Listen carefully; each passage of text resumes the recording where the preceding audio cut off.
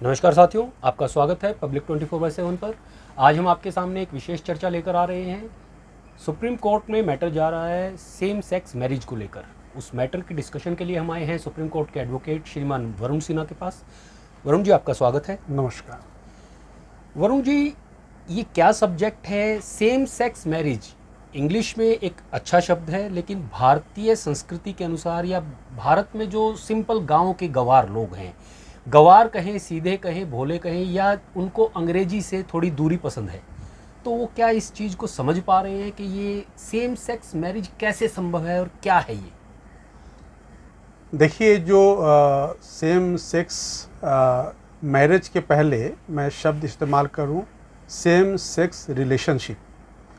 तो same sex relationship सिर्फ भारत के ही परिदृश्य में नहीं, भारत के ही ऐतिहासिक दृष्टिकोण से नहीं, बल्कि जब आप विश्व के स्तर पर इसको देखेंगे तो सेम सेक्स रिलेशनशिप को इमोरल ऑल ओवर वर्ल्ड माना गया है। और यही वजह है कि जो क्रिश्चियनिटी है, जो बाइबल है, जिसको कि वेस्टर्न वर्ल्ड मानती है, भारत के अलावा, चाइना के अलावा जो पश्चिमी मुल्क हैं जो क्रिश्चियनिटी में बिलीव करते हैं, बाइबल में बिलीव करते हैं, वो भी सेम सेक्स रिलेशनशिप को इमोरल मानते हैं। और उन्होंने अपने देशों में इसको लीगल रिकॉग्निशन देने से मना कर दिया। उदाहरण के तौर पर अमेरिका के अंदर, उदाहरण के तौर पे यूनाइटेड किंगडम के अंदर, उदाहरण के तौर पे पहले फ्रांस के अंदर, उदाहरण के तौर पे जितने भी जो विकसित राष्ट्र है पश्चिम के, इन सभी राष्ट्रों ने इससे इमोरल एक्ट माना और इनके रिलेशनशिप को कभी भी रिकॉग्निशन नहीं दिया गया, कानूनी दृष्टिकोण से या सामाजिक दृष्टिकोण से। अब प्रश्न उठता है कि भारतीय परिवेश में क्या ये जो सेम सेक्स रिलेशनशिप है, यानी कि एक ही सेक्स के दो व्यक्ति के बीच जो एक सेक्सुअल रिलेशनशिप का जो संदर्भ है, इस संदर्भ को हमारे प्राचीन ग्रंथों में या हमारे जो प्राचीन जो ग्रंथ हैं, जो हमारा प्राचीन का समाज रहा है, उसमें कितना महत्व मिला, या जो बाद में जो जिसको कहते हैं मिडिल एज, उसमें कितना इनको महत्व मिला, और आज जो वर्तमान में जो है आधुनिक युग, भारत का जो आधुनिक काल का इतिहास है, उसमें इसको कितना महत्व मिला।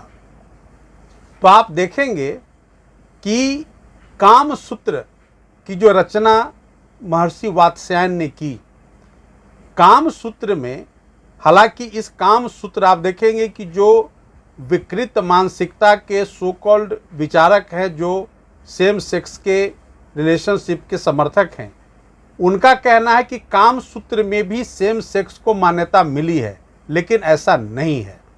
काम सूत्र में एक मेल और फीमेल के संबंधों को लेकर के विस्तृत जानकारी है, और काम सूत्र के अलावा दुनिया में ऐसी कोई दूसरी बुक नहीं है जिसको कि आदमी रिलाई कर सके, रेफर कर सके, बल्कि काम सूत्रा की जो फिलॉसफी है, उसी फिलॉसफी को रोमन्स ने भी माना है, ग्रीक्स ने भी माना है, और अन्य देशों ने माना है। तो जब काम सूत्रा जो किताब है महर्षि वात्स्यायन की लिखी हुई, उसमें जब वह बिल्कुल वैज्ञानिक दृष्टिकोण से, सामाजिक दृष्टिकोण से और नैतिक दृष्टिकोण से, हर दृष्टिकोण से वह एक ऐसी किताब है जो हजारों वर्ष पहले भी मान्यता प्राप्त थी और आज भी मान्यता प्राप्त है। उस किताब पर कोई आज तक ऐसा विचारक नहीं हुआ या लेखक नहीं हुआ जो टिप्पणी कर सके। तो जो उस काम सूत्र किताब की जो मान्यताएं हैं, उन्हीं मान्यताओं के आधार पर भारतीय समाज का जो सेक्स सेम जो इंटरसेक्स मैरिज है मेल फीमेल का, उसको स्थापित किया गया है। और सेम सेक्स मैरिज हमेशा एक अनैतिक कृत्य भारतीय समाज में और किसी भी काल में माना गया है। प्रश्न ये उठता है कि जो मैरिज जो इंस्टीट्यूशन है उसकी पहली मान्यता है कि मैरिज इंस्टीट्यूशन में इंटर करके दो अपोजिट सेक्स के इंडिविजुअल वो सोसाइटी के प्रोक्रिएशन की ओर बढ़ते हैं और वो सोसाइटी को के संख्या में वो वंश वृद्धि करके उसको आगे बढ़ाते हैं। सेम सेक्स रिलेशनशिप के माध्यम से और सेम सेक्स मैरिज के माध्यम से जो पहली थ्योरी है प्रोक्रिएशन की, वो थ्योरी खत्म हो जाती है क्योंकि वहाँ कोई प्रोक्रिएशन नहीं हो सकता है। अब जो एक दलील दी जा रही है आधुनिक जो सेम सेक्स मैरिज में बिलीव करते हैं कि साहब जो महिलाएं एक एज के बाद वो उनमें बच्चे को उत्पन्न करने की क्षमता नहीं होती है, फिर भी वैसे मर्द और वैसी औरतें आपस में शादी ब्याह करते हैं और उन्हें समाज और कानून रिकॉग्निशन देता है। उसी तरह से यह मान करके कि सेम सेक्स मैरिज में हम कोई प्रोक्रिएशन नहीं कर सकते, फिर भी हमारे मैरिज को मान्यता मिलनी चाहिए। इस तर्क के आधार पर आज जो हमारे सर्वोच्च न्यायालय में जिस केस की वकालत हो रही है वो केस इसी तर्क के आधार पर बहस किया जा रहा है कि जिस तरह से एक सर्टेन एज के बाद एक महिला बच्चे को जन्म नहीं दे सकती है, उसी फिलॉसफी के आधार पर माना जाए कि सेम सेक्स मैरिज में हम बच्चे को उत्पन्न तो नहीं कर सकते, लेकिन जो मान्यता उनको मिली वो मान्यता मुझे भी मिलनी चाहिए। ये पूरे केस का आधार आज जो सुप्रीम कोर्ट के संविधान पीठ के समक्ष जिस केस की कार्रवाई चल रही है उसका पूर्ण आधार यही है। सिन्हा साहब, ये जो सिचुएशन पैदा हुई है जी, मैटर कोर्ट में आ गया, लेकिन इसको आधार कैसे मिला और कोर्ट ने इस पे नोटिस किया, तो उसका लीगल ग्राउंड क्या है कि उस पर नोटिस करना पड़ा? देखिए ऐसा है राकेश जी कि जो पूरे पिटीशन का जो आज सर्वोच्च न्यायालय के संविधान पीठ के समक्ष जो पिटीशन है उस पूरे पिटीशन के आर में है ह्यूमन राइट्स जी। अब वो कहते हैं कि आर्टिकल 21 जो भारतीय संविधान का है वह लिबर्टी ग्रांट करता है आपके ज़िंदगी को लेकर के, और उस लिबर्टी का संबंध ह्यूमन राइट्स से जुड़ा हुआ है। ये बहुत हद तक सही पिली भी है, लेकिन प्रश्न ये उठता है कि क्या इमोरल कृत्य के लिए आप फंडामेंटल राइट प्राप्त होने का दावा कर सकते हैं? क्या भारत का संविधान लिबर्टी इस बात की भी देता है कि आप अनैतिक कार्य कर सकते हैं और कानून आपको प्रोटेक्ट करेगा? इसका सीधा जवाब है कि भारत का संविधान या कोई भी कानून अनैतिक कार्यों को बढ़ावा देने के लिए या अनैतिक कार्यों को प्रोटेक्ट करने के लिए परमिशन नहीं देती है, उसकी आज्ञा नहीं देती है। इन्हीं सारी बातों को ध्यान में रखते हुए आज जो केंद्र सरकार का जो पक्ष है कि साहब जिस बात की जो मैरिज का जो इंस्टीट्यूशन है प्रोक्रिएशन, अगर वो नहीं होता है तो सेम सेक्स मैरिज को हम कानूनी जामा नहीं पहना सकते हैं। सरकार का यह भी पक्ष है कि जो भारतीय दर्शन है, जो भारत का सांस्कृतिक और जो कल्चर यहाँ का है, उसमें अनैतिक, क्योंकि ये जो सेम सेक्स मैरिज है एक निहायत अनैतिक कृत्य है, लिहाजा ऐसे कार्यों को हम अपने देश में कानूनी जामा नहीं पहना सकते, इनको कानूनी मान्यता नहीं दे सकते। इन्हीं सारी बातों के बीच आज जो सुप्रीम कोर्ट के समक्ष जो बहस चल रहा है और सुप्रीम कोर्ट को इन्हीं विषयों पर अपना फैसला देना है, तो इसी झंझावात में आज हमारा भारतीय समाज फंसा हुआ है। लेकिन एक बात राकेश जी बहुत स्पष्ट है, हमारे जितने वेद उपनिषद हैं इन तमाम ग्रंथों में, उसके बाद के भी जितने मेडिएवल इंडिया के जो ग्रंथ हैं उन तमाम ग्रंथों में कहीं भी सेम सेक्स मैरिज को नैतिक कृत्य नहीं माना गया है। अगर ये अनैतिक कृत्य है तो न तो भारत का संविधान उस पर लागू होगा, न ह्यूमन राइट्स वो अनैतिक कृत्य करने वाला क्लेम कर सकता है। तो जिस चीज़ को कानून प्रोहिबिट करता है, जिस चीज़ को कानून मना करता है कि आप ये कार्य नहीं कर सकते, उस कार्य के लिए कोई भी व्यक्ति, कोई भी भारत का नागरिक संविधान के आर्टिकल 21 का सहारा लेकर के अदालत का दरवाज़ा नहीं खटखटा सकता, न अदालत को ऐसी बातों पर ध्यान देना चाहिए। सिन्हा साहब, लिबर्टी की बात आती है, आज़ादी से जुड़ा हुआ मैटर है और प्राइवेसी इसमें बड़ा महत्वपूर्ण रोल अदा करती है। जब कोई कार्य बंद कमरे के अंदर किया जाता है तो उसको नैतिक और अनैतिक कहने का क्या अधिकार रह जाता है? देखिए, ऐसा है, अगर आप फंडामेंटल राइट जी, जो फ्रीडम है, जो प्राइवेसी है, प्राइवेसी को पुट्टा स्वामी केस में माननीय सर्वोच्च न्यायालय की संविधान पीठ ने डिफाइन किया है जी, उसमें भी एक हद तक उस पर भी रेस्ट्रिक्शन है, लिबर्टी का भी, subject to order, public order, subject to morality. आप जब देखेंगे कि भारत के संविधान के जो आर्टिकल 25-26 है, फ्रीडम ऑफ रिलीजन, तो क्या कहता है? Subject to morality, subject to public order, subject to tranquillity. इन सारी बातों को ध्यान में रखते हुए ही आपको फ्रीडम ऑफ जो है वो आपको मिल सकता है, फंडामेंटल राइट का फ्रीडम है।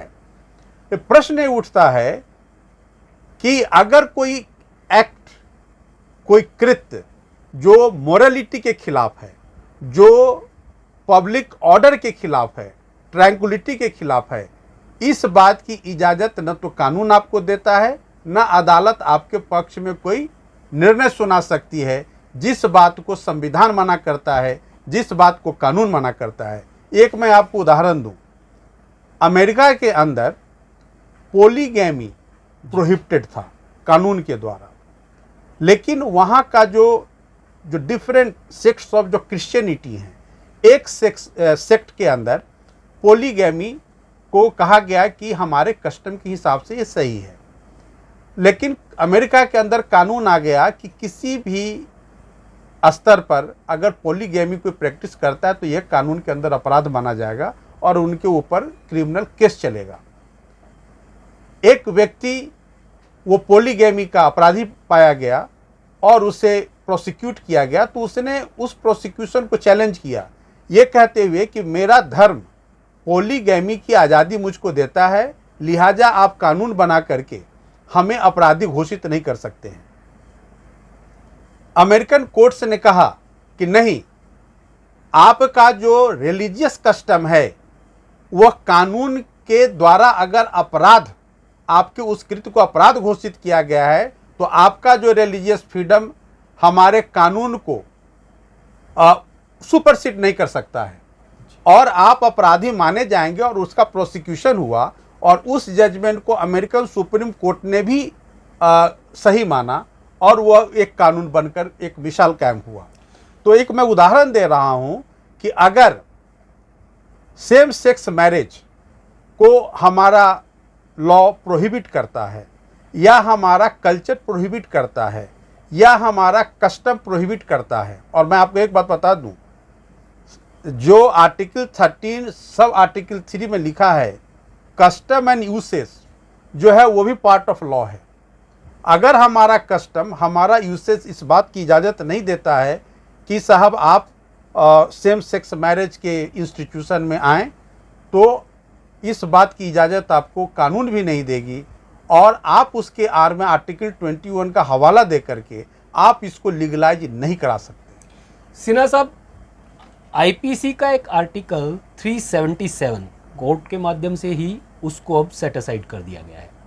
अप्राकृतिक सेक्स अब अपराध नहीं है। अप्राकृतिक सेक्स को जब अपराध नहीं माना जा रहा है, जो कि पहले अपराध था, तो आप नैतिकता को किस तरीके से इससे जोड़ पाएंगे? क्योंकि उन्होंने वहां बोल दिया है कि अगर कंसेंट है और आपसी सहमति से अप्राकृतिक संबंध भी कायम किए जाते हैं तो वो अपराध नहीं है। ये राकेश जी, ये बहुत ही सुंदर प्रश्न आपने किया। पहली गलती वहीं हुई जब सेक्शन 377 को एबोलिश किया गया। जी, चूंकि अप्राकृतिक कार्य को प्राकृतिक रूप देना और उसको कहना कि साहब ये अपराध की कोटि में नहीं आता है, यह फैसला मैं पूर्ण सम्मान के साथ कहता हूं कि यह फैसला अब भारतीय समाज, भारतीय दर्शन, भारतीय महान ग्रंथों के अनुरूप नहीं है, बल्कि भारतीय समाज की जो कल्पना है, दर्शन है, जो यहाँ का सामाजिक कस्टम है और जो नेचर है, उस नेचर के विपरीत ये जजमेंट है। और उसी जजमेंट की परिणति है कि आज सेम सेक्स मैरिज को लीगलाइज करने की बात कही जा रही है। जो 377 को एबोलिश करता हुआ जो जजमेंट है, आप देखेंगे कि उसके जो डेविल पक्ष हैं वो अब उजागर होना शुरू हुआ है। पहली जो उसका जो उदाहरण है वो है सेम सेक्स मैरिज को लीगलाइज करने की मांग। और अगर इसमें भी ये लोग अगर सफल हो जाते हैं तो इसका कुपरिणाम भारतीय समाज को आगे और झेलना पड़ेगा और इसकी परिणति बहुत बुरी होगी, जिसकी कल्पना अभी नहीं की जा रही है। लेकिन जो प्रबुद्ध वर्ग है वो इस बात को समझ रहा है और वह यह भी समझ रहा है कि 377 का जो जजमेंट जो उसको एबोलिश किया गया, क्योंकि एक बात समझिए, सेक्शन 377 आईपीसी में कोई देश की आज़ादी के बाद नहीं जोड़ा गया, वो अंग्रेजों के द्वारा जोड़ा गया था। और इसका मतलब कि अंग्रेजी समाज जो यूरोपियन कंट्री है, जो यूके, तत्कालीन यूके, वहाँ भी इस कृत्य को जी सही नहीं माना गया और उसको इमोरल मानते हुए उसको अपराध की श्रेणी में डाला गया। तो उसके पीछे जो एक फिलॉसफी रही होगी, उसके पीछे जो एक तर्क रहा होगा, उसके पीछे जो एक सोच रहा होगा, उन सारी बातों को सोचते हुए ही हमें आगे सोचना होगा कि माननीय सर्वोच्च न्यायालय को इन तमाम बातों को ध्यान में रखते हुए आज जो विषय उनके समक्ष विचारार्थ है उस पर विचार करने की ज़रूरत है कि यह समाज को किस तरह से प्रभावित करेगा, समाज में कुरीति कितना फैलाएगा। ये सारी बातें ऐसी है कि अगर आज के जजमेंट पर कल का भविष्य निर्भर करता है।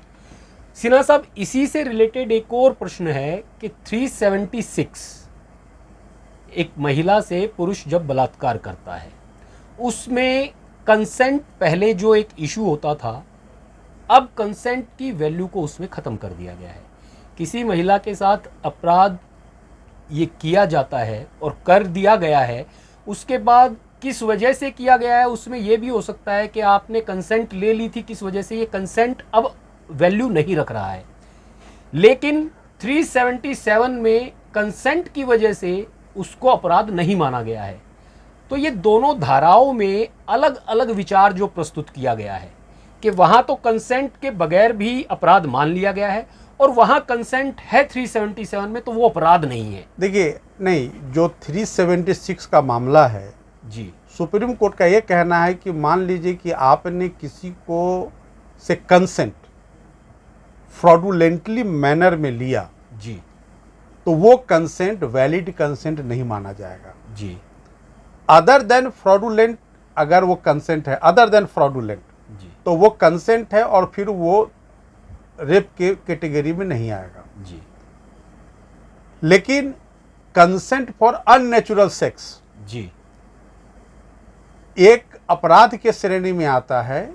इसका कारण ये है कि अननेचुरल सेक्स नेचर के एगेंस्ट एक्ट है जी, और नेचर के एगेंस्ट किसी कृत्य को बढ़ावा नहीं दिया जाए, इसीलिए कानून लाया गया। जी, क्योंकि अगर अननेचुरल सेक्स को बढ़ावा दिया गया तो फिर मैरिज का जो इंस्टीट्यूशन है बिटवीन अपोजिट सेक्स वो प्रभावित होगा। जी, इसके पीछे एक बहुत बड़ी फिलॉसफी है, इसके पीछे एक बहुत बड़ा लॉजिक है कि उसको क्यों ऑफेंस के कैटेगरी में डाला गया। तो उस फिलॉसफी को समझने की ज़रूरत है, उस लॉजिक को समझने की ज़रूरत है और उसके साइंटिफिक महत्व को भी समझने की ज़रूरत है। तो और नेचर के अनुरूप वो बिहेव है नहीं है, इसको भी समझने की ज़रूरत है। इसीलिए वो अपराध के श्रेणी में है। अभी तक भारतीय समाज में जिस विषय को अनैतिकता का सबसे बड़ा पैमाना माना जाता रहा है, उसी विषय पर जब भारत की सुप्रीम कोर्ट विचार करने के लिए उसको एक्सेप्ट कर लेती है, सेंट्रल गवर्नमेंट को उस पर जवाब देने के लिए नोटिस कर देती है, तो भारत में भारतीय समाज से जुड़े हुए लोग ये कहते हैं कि सुप्रीम कोर्ट के लिए ये इतना महत्वपूर्ण विषय कैसे हो गया, जबकि भारत में लोग भूखे मर रहे हैं, भारत में लोगों को समय पर खाना नहीं मिल पाता है। तो इस विषय की कोई पिटीशन आती है तो सुप्रीम कोर्ट कहता है कि हमारे पास टाइम नहीं है, हम बाद में सुनवाई करेंगे। देखिए, ये तो सुप्रीम कोर्ट के चीफ जस्टिस का प्रेरोगेटिव है और वो सेट लीगल पोजीशन है कि किस मैटर को महत्व देना है, किस मैटर को प्रायोरिटी देना है, किस मैटर को नहीं देना है, ये उनका प्रेरोगेटिव है। चीफ जस्टिस के एडमिनिस्ट्रेटिव साइड पे उनको लगा होगा कि ये एक विषय महत्वपूर्ण है, इसलिए इसको सूचीबद्ध किया गया, संविधान पीठ उसके लिए बनाई गई। लेकिन साथ में यह भी कहना बहुत आवश्यक है कि इसके अलावा भी कई ऐसे ज्वलंत मुद्दे सुप्रीम कोर्ट के समक्ष पेंडिंग हैं जी, जिन पर भी कॉन्स्टिट्यूशन बेंच को विचार करना है और कॉन्स्टिट्यूशन बेंच के डिसीजन के लिए वो मामले लंबित हैं जी। तो इन मामलों को भी ध्यान में रखना चाहिए। और हमारी समझ से, मेरा जो व्यक्तिगत एक अपना तजुर्बा है कि सेम सेक्स मैरिज एक ऐसा ज्वलंत मुद्दा नहीं था कि वो अन्य मुद्दों को सुपरसीड करके जी। और इस मुद्दे को प्रायोरिटी दिया जाए। लेकिन मैं भारत सरकार के प्रति बहुत शुक्रगुजार हूँ कि भारत सरकार अपना पक्ष बहुत मजबूती के साथ और बहुत ही सुंदर ढंग से, तार्किक ढंग से, लीगल तरीके से न्यायालय के समक्ष रख रही है और वो इंटायर भारतीय समाज का प्रतिनिधित्व करते हुए रख रही है। हम लोग को उम्मीद है कि माननीय सर्वोच्च न्यायालय दोनों पक्ष के गुण दोष पर ध्यान देते हुए और भारत सरकार के पक्ष को अवश्य उस पर गंभीरतापूर्वक विचार करते हुए अपना फैसला देगी। सिन्हा साहब, ये जो सिचुएशन बनी है, इस सिचुएशन में अभी जो अटॉर्नी जनरल ने वहाँ आर्गूमेंट की है या अपना सबमिशन रखा है, उसमें उन्होंने ये कहा कि हम एक कमेटी गठित करेंगे जो इसके ह्यूमन पक्ष को देखते हुए इसको डिस्कस करेगी। तो उन्हें ऐसा क्या लगता है जो इसमें मानवीय पक्ष है जिसके आधार पे कमेटी गठित उन्हें करनी पड़ रही है? नहीं, देखिए, ऐसा है कि जब एक बिंदु आया कि ये ह्यूमन राइट्स का वायलेशन है, जो यूनिवर्सल ह्यूमन राइट्स डिक्लेरेशन है, ये पक्ष है जिसमें पिटिशनर्स का है कि भाई यूनिवर्सल ह्यूमन राइट डिक्लेरेशन का सर्टेन आर्टिकल ये कहता है कि यह ह्यूमन राइट्स के कैटेगरी में आता है। तो जो भारत सरकार का पक्ष है कि हम इस चीज़ को एग्जामिन करेंगे कमेटी के माध्यम से, इसमें कोई बुराई नहीं है, बहुत अच्छी बात है। एग्जामिन करेंगे कि उनका तर्क कितना तर्कसंगत है और कितना नहीं, इस पर वो कमेटी अपना राय देगी माननीय सर्वोच्च न्यायालय को। तो इसको कब तक के लिए पेंडिंग रखा गया है? नहीं, वो तो कमेटी बनेगी, कमेटी फिर अपना जो भी होगा विचार करके उनका भी पक्ष सुन करके जो जवाब होगा वो माननीय सर्वोच्च न्यायालय को सरकार के माध्यम से जाएगा। बहुत बहुत धन्यवाद सिन्हा साहब, नमस्कार। आपने बड़ी ही महत्वपूर्ण जानकारियां दी। साथियों, इस विषय को गहराई से समझने के लिए और ज़्यादा इस पर विचार करने की आवश्यकता है। हमने जो ज़्यादा से ज़्यादा हो सकता था वो सब डिस्कस करने का प्रयास किया है, और सुप्रीम कोर्ट क्या सोच रहा है और सरकार ने क्या पक्ष रखा है और इसमें ह्यूमन राइट्स का क्या तत्व है जिसकी वजह से इसको डिस्कस करना पड़ रहा है, ये सब हमने डिस्कस करने का प्रयास किया है। आप इसको देखिए और पूरे भारतीय समाज को इस विषय को समझना चाहिए कि ये विषय क्या भारतीय समाज के लिए आवश्यक है, क्या भारत की सुप्रीम कोर्ट ऐसे विषय को भारतीय समाज के लिए बहुत महत्वपूर्ण मानती है। ये बड़े ही सोचने समझने का विषय है भारत के नीति निर्धारकों के लिए और भारत के भविष्य को तय करने वाले लोगों के लिए। जय हिंद, जय भारत।